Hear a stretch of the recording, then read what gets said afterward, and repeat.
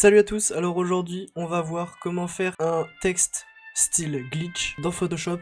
Hyper simplement, vous allez voir en 5 minutes top chrono, je pense que vous pouvez facilement faire ce genre de texte. Vous pouvez toujours perfectionner ce style de texte. Là je vous montre la méthode de base et avec quelques effets bien sûr quand même.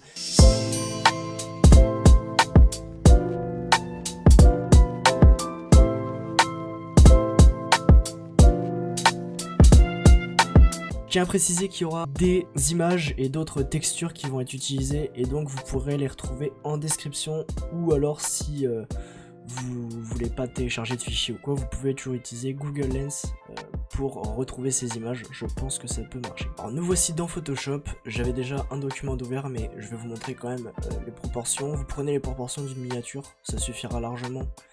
Vous pouvez prendre n'importe quelle taille mais moi je prends ça en 1920-1080. Voilà. Ensuite, vous allez commencer par créer un fond noir. Alors vous avez normalement votre calque qui va être comme ceci là. Donc vous pouvez cliquer soit sur le cadenas, soit cliquer dessus. Ça va vous le désactiver. C'est-à-dire que là, votre calque il est verrouillé. Vous ne pouvez rien faire avec, ni le bouger, ni utiliser quoi que ce soit comme outil.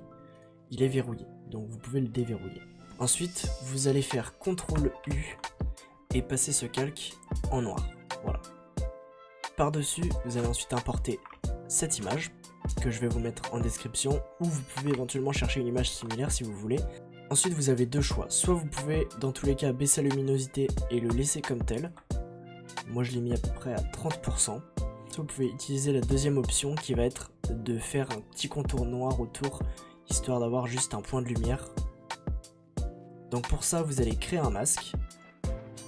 Sur ce masque, vous allez faire CTRL-I pour inverser le masque, c'est-à-dire que là il est tout noir, donc rien n'est visible. Avec un masque, tout ce qui est en noir est invisible et tout ce qui est en blanc est visible. Donc voilà, là tout le calque est noir, on l'a juste inversé et donc maintenant rien n'est visible. Maintenant si j'utilise du blanc avec mon pinceau et que je dessine, vous voyez que ça réapparaît et ici vous pouvez voir que le pinceau blanc a agi. Et donc ce que vous allez faire juste un petit point au milieu. Faire comme quelques ombres sur les côtés, vous voyez. Là, vous pouvez voir un peu sur l'image. Donc maintenant que ça c'est fait, vous allez créer un nouveau calque. Aller dans l'outil texte et créer votre texte. Pour la police, je vous la mettrai bien sûr en description. Elle s'appelle Kusanagi. C'est une police que vous pourrez retrouver sur Dafont par exemple, qui est un excellent site de police que je vous mettrai aussi en description. Et ce sera la base de notre texte qui a un style assez futuriste et assez technologique. Avec cette police là vous avez deux choix, soit vous pouvez le faire en minuscule comme ceci et donc vous aurez certaines lettres qui seront différentes comme le E par exemple sans barre que je préfère personnellement, mais vous pouvez aussi le faire en majuscule et vous voyez que certaines lettres seront différentes. À vous de voir, vous verrez bien, vous pourrez découvrir cette police. Une fois qu'on a notre première base, notre premier texte de base, on va déjà le mettre en densité linéaire, voilà, et on va le dupliquer deux fois.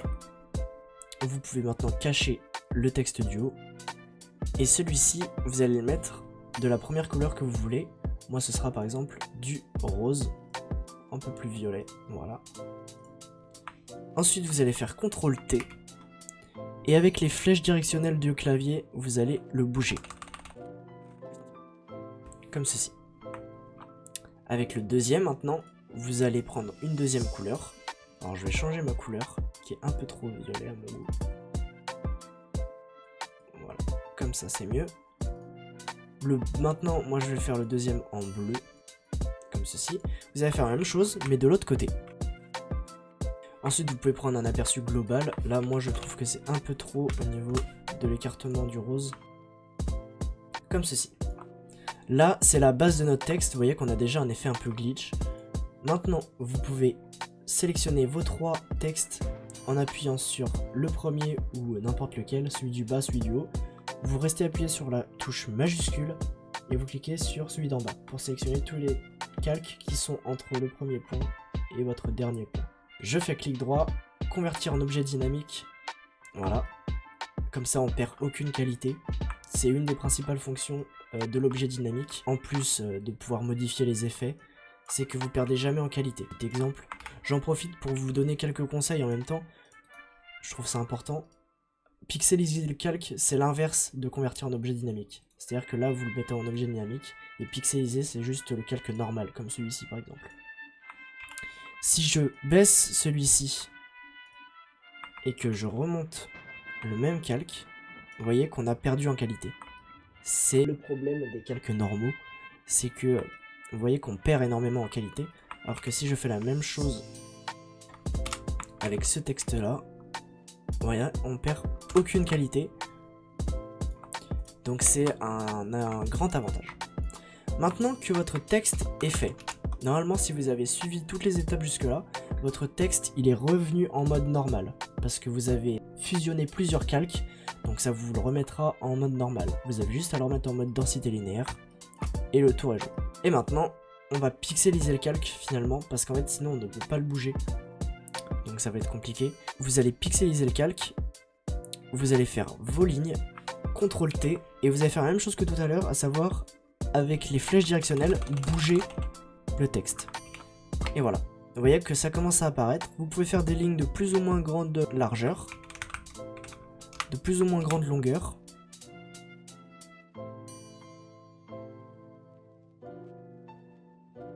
Donc voilà ce que ça donne pour le moment. C'est un effet assez sympa, mais ça manque encore quelque chose. Donc maintenant ce que vous allez faire, c'est créer un nouveau fichier avec cette taille ici, 11 pixels sur 8. Alors c'est extrêmement petit, vous voyez un peu la taille. Vous allez aller dans le rectangle ici, et ici, vous allez mettre par exemple 1,5 pixels peut-être, comme ça, voilà, sans contour. Et vous allez faire donc deux copies, une que vous allez mettre en bleu et une que vous allez mettre en vert. Et ensuite ça, vous allez le mettre en transparent et vous allez utiliser ça comme motif. Voilà.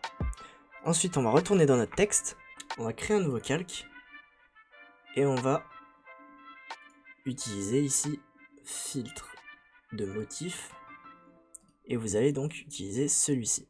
Voilà. Comme ceci. Vous allez le mettre ici. Avant de faire ça, donc une fois que vous avez votre calque ici de motif, vous allez sélectionner en appuyant sur CTRL et clic gauche la sélection du texte. Et vous allez appuyer ici sur sélection, modifier, dilater. Et on va mettre 20 pixels. Voilà, quelque chose comme ça. Et sélectionner, sélectionner, masquer. Ça va vous faire la même sélection que tout à l'heure, sauf qu'ici on va pouvoir changer quelques paramètres. Vous allez déjà mettre un contour ici, ainsi que baisser un peu. Mettez les mêmes réglages que moi si jamais vous le sentez. Hop. Voilà, quelque chose comme ça. Ensuite ici vous allez créer un nouveau calque. Allez dans filtre, galerie de filtres. Vous allez aller dans esquisse, motif de demi-teinte, comme ceci. Alors avant ça, modifiez bien la couleur en noir et blanc bien sûr. En blanc et noir, comme ça. Donc galerie de filtre, on retourne sur le même motif. Voilà. Et maintenant, OK. Et vous pouvez basculer ce filtre ici. Tout ce que vous avez à faire, c'est de créer deux solides ici de couleurs avec vos deux couleurs que vous avez choisies. Ici, un rose et un bleu que vous avez choisi pour l'effet glitch. Vous les mettez tous les deux en densité linéaire. On va s'occuper d'abord du rose. Vous inversez votre masque. Vous mettez votre flux très bas sur environ 7-8%. Et vous allez juste cliquer comme ça sur certains endroits que vous voulez faire briller.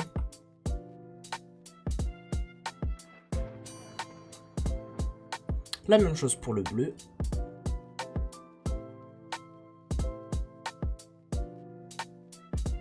Maintenant, ce que vous pouvez un peu voir, c'est fusionner les deux calques, le remettre en densité linéaire, et comme ça, vous avez partout votre ligne. Ici, il faut voir que les lignes sont très nettes, comme ça.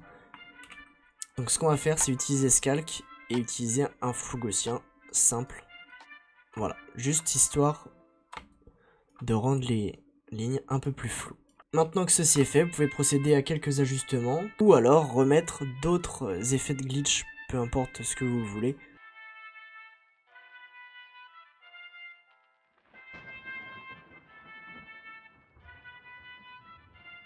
Et enfin, pour un dernier petit effet qui pourra éviter de faire ressortir votre texte comme ça beaucoup trop, et là le mettre un peu plus dans le décor, vous pouvez sélectionner votre fond ici, CTRL C pour le copier,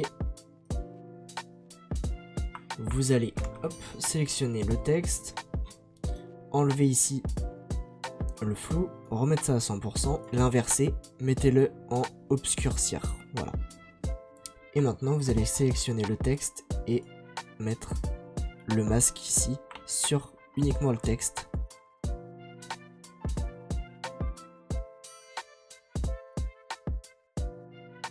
Et voilà, vous avez maintenant un super effet glitch que vous pouvez utiliser pour faire une miniature, un titre, une bannière, n'importe quoi. Vous voyez qu'ici j'ai fait mon pseudo.